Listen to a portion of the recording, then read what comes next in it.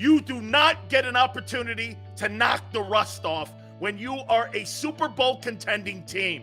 Act like it 24/7. Champions act like champions all the time. Not when you need to. You acted in that game one, and you better run that fucking team off the field.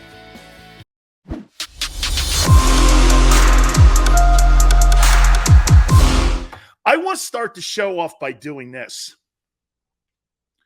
I do not want to ever hear on this program or anybody's take tell me that the Philadelphia Eagles need to knock the dust off and the rust off as they get ready for the Detroit Lions. You better beat the living shit out of that team in week one. You better play lights out defense. You need to run that football team off Ford Field. You need to set a precedent, an attitude. You need to send a message to the rest of the league in that opening week. I don't want to hear any shit about, well, that game's going to be close. Let's, understand that it's a road game and the Lions have gotten better. I don't want to hear any of that. Super Bowl contenders are Super Bowl contenders in week 1 and in week 18. I don't want to hear any of that. None of it. You do not get an opportunity to knock the rust off when you are a Super Bowl contending team. Act like it 24/7. Champions act like champions all the time. Not when you need to. You acted in that game one, and you better run that fucking team off the field. You need to set a standard. Well, let's know this game's going to be close. Are you crazy? 4 points? You need to beat that team by 24 points. I don't want to hear any of that. You don't get that hall pass here, fellas. Super Bowl contenders act like it all the time. Well, let's just roll into the season. Bro, if you play for the Sun Bowl, you won't go to any bowl. If you're not thinking perfection, you'll never make it to the Super Bowl. If you're thinking about a winning team, you'll never win the NFC East. You better not have that attitude. I don't want to hear anybody going, hey, man, let's see how we're going to play in week 1. And dude, what a soft mentality. What an absolutely weak loser mentality. I like to compare teams. Like the Lions, when you're a team that's a Super Bowl contender, they're roadkill. That's a roadkill team. You're to put your foot on their throat and never let them up. Don't let anybody hang in a fight. What if he knocks you out late in the fight? Some stupid play. Dude, when you got a person down and you're superior to them, you don't let them back in it. No prisoners, dude. Well, this game's going to be close, Sills. It's always week 1 and dude, don't come up with these off-ramp excuses for your football team to potentially lose and give these guys alibis. This is a non-alibi season. There's no alibis here. I hear people all throughout the shows going like this. Hey, you never know. The Lions are going to be – if you're a Super Bowl contender and you're a heavyweight champion and you're a heavyweight champion contender, you're a heavyweight champion contender for a reason, because you fought and scratched your ass and your way all the way to the start gate, where people know that when you get into the ring with you, you better get your dukes up. You better have yourself ready to play. Because if the Eagle players think that they're going to throw their helmet on that field at Ford Field in week 1, they will get beat. I'll tell you something about this coaching staff. It's awful soft.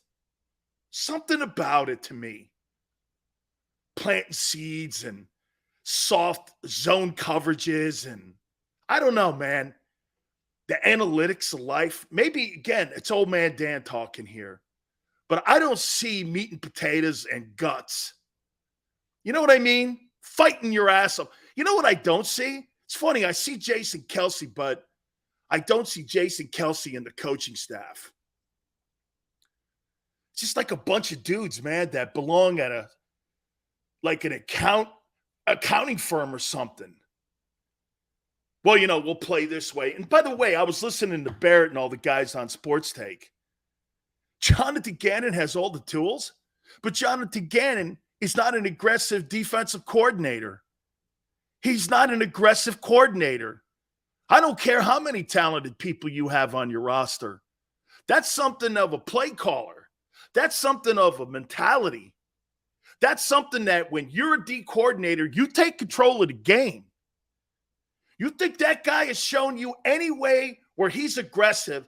And don't give me that shit. Well, they didn't have the players last year. Hey, man, I don't want to die by 1,000 knives. I'm going to get into it, and I'm going to fight you right now. You know what zones are? Zones are slow bleeding to death. You know what man coverage is? And press coverage? Me against you right now. Let's go find out and play 60. Jonathan Gannon, he enjoyed bleeding to death. He let that defense last year bleed to death. And all of a sudden now he's going to be this aggressive killer? Just because you give him all the pieces? I think that's an innate mentality you have to have. I think that's something that's inside you.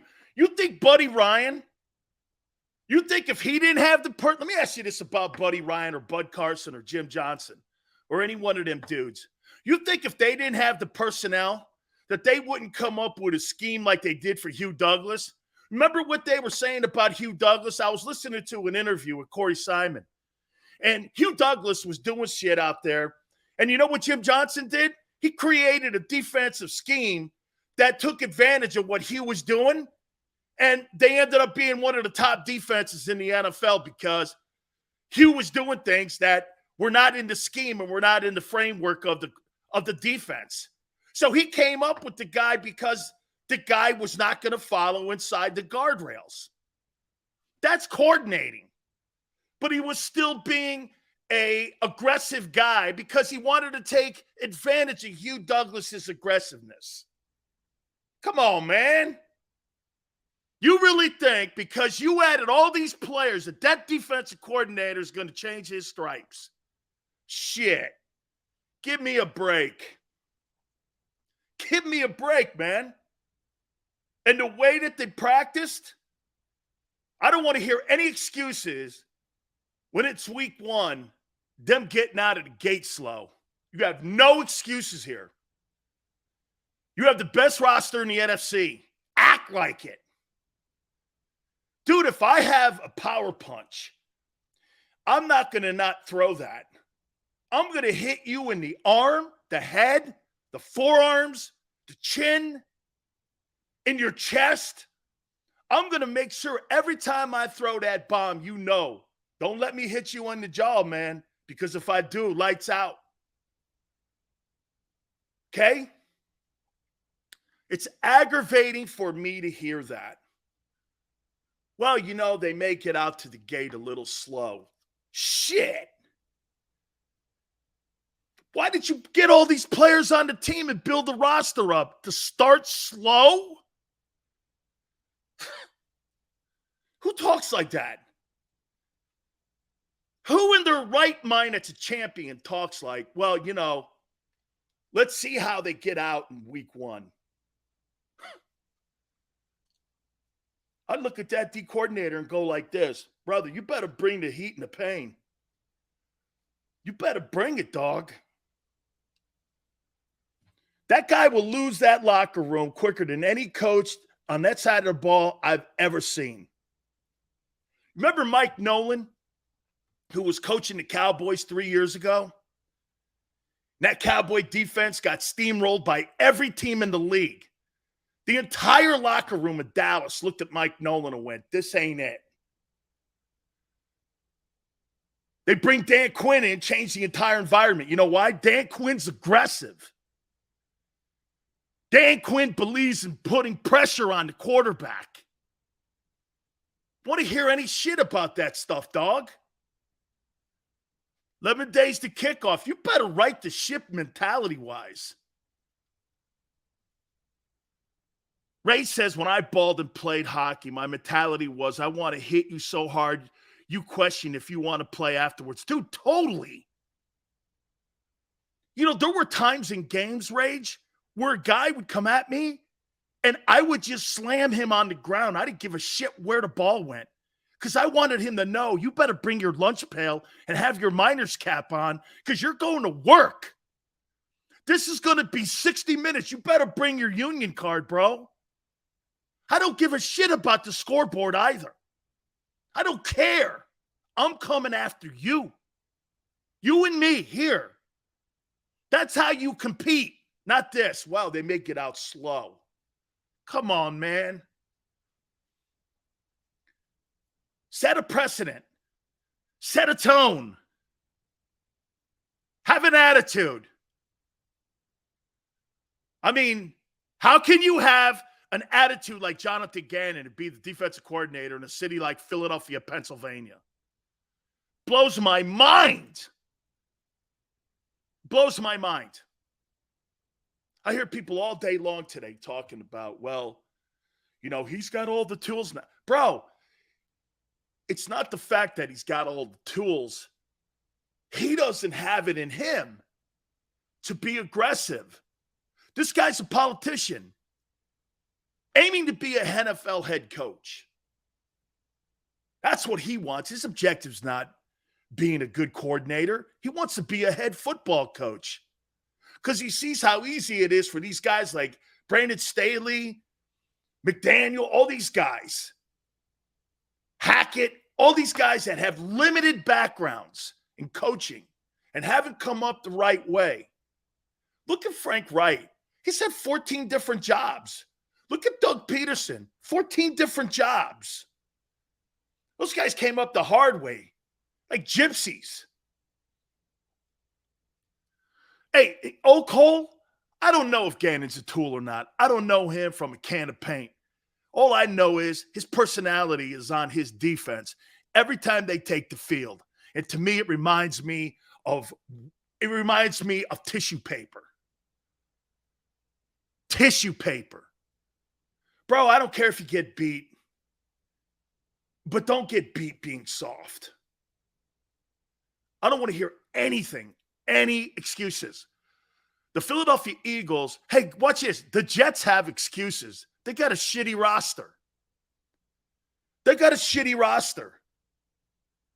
Okay? The Giants have an excuse. They have a shitty quarterback, new coach, new GM.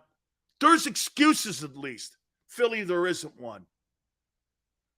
You do not have any off-ramps. Off-ramps are closed in Philly. One main highway. It's like driving on 95 with no exits. You have no exits in 2022. I don't want to hear any shit about anything.